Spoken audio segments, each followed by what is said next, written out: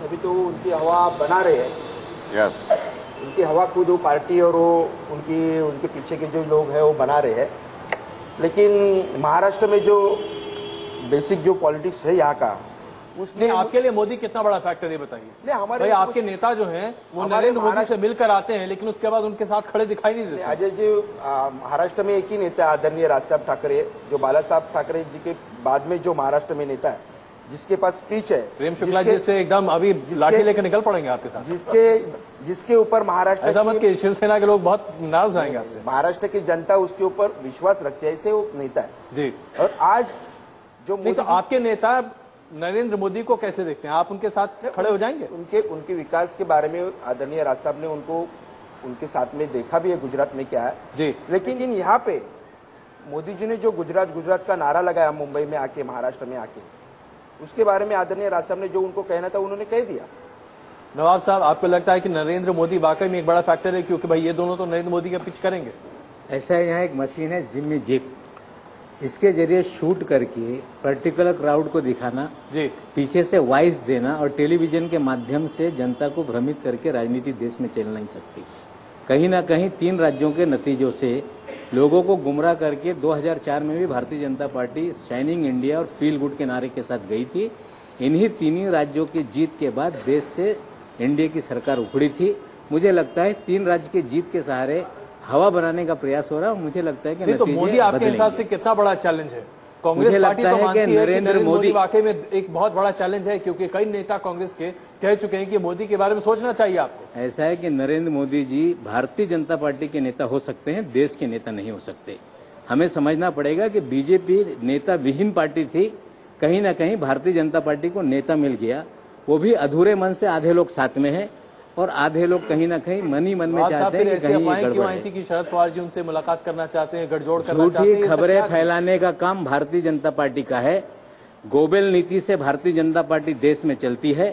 झूठ का आडंबर खड़ा करना, लोगों को बदनाम करके अपने पक्ष में माहौल खड़ा करना, ये भारतीय जनता पार्टी का हमेशा एजेंडा रहा है। उसी के तहत इस तरह की खबरें फैलाई गई। ये तो जो है जनता खुद देख रही है, लेकिन राष्ट्रवादी कांग्रेस पार्टी का नरेंद्र मोदी का विरोध वो अधूरे मन वाला है।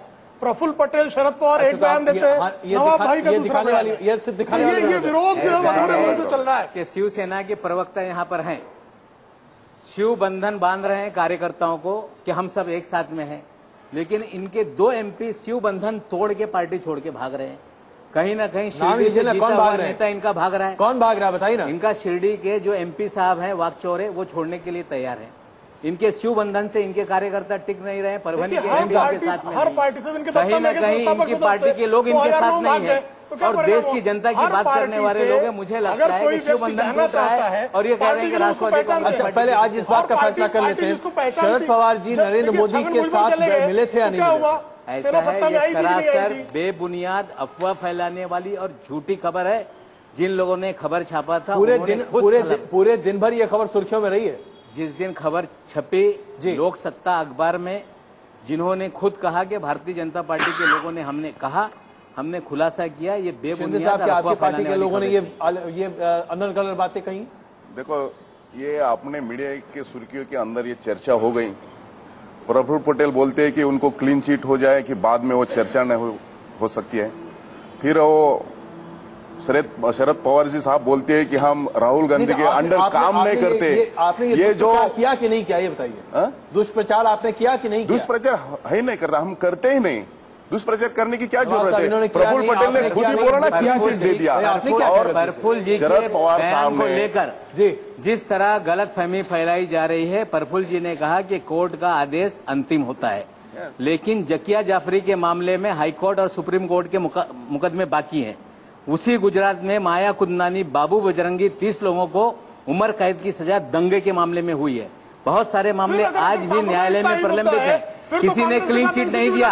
कहीं ना कहीं भारतीय जनता पार्टी और उनके नेताओं के हाथ दंगे में हैं। आज भी भारतीय न्याय व्यवस्था के तहत सामने मामले आए। पार्टी में थे, रोज खड़े होकर शरद पवार को गालियां देते थे।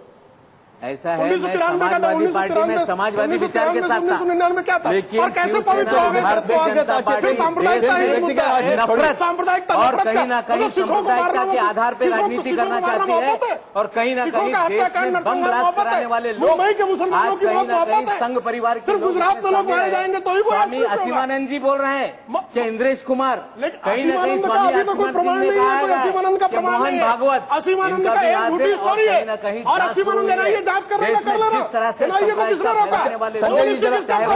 अगर इनकी हिम्मत है तो असीमानंद की जांच करें नार्को कहीं ना टेस्ट कहीं ले। मैं संप्रदायिकता कहता के हूँ आधार शरद पर पवार का भी राजनीति नार्को करने वाले टेस्ट ले, लोग जितेंद्र आवाड का भी आधार पर ले, देश में किशोर जहां के राजनीति मामले नहीं में क्यों कूदे लोग? अच्छा, एक बात बता दी, नार्को टेस्ट लेके देखो ये ना, सांप्रदायिकता का जो बूगी आप लोग बार बार फैलाते रहते हैं, क्या एमएनएस भी इसमें शामिल है? क्या आपको भी लगता है कि वो सांप्रदायिकता का कार्ड भुनाते हैं और ये लोग दोनों भी भुना रहे हैं, बीजेपी शिवसेना? आप लोग कहां खड़े हैं इसमें?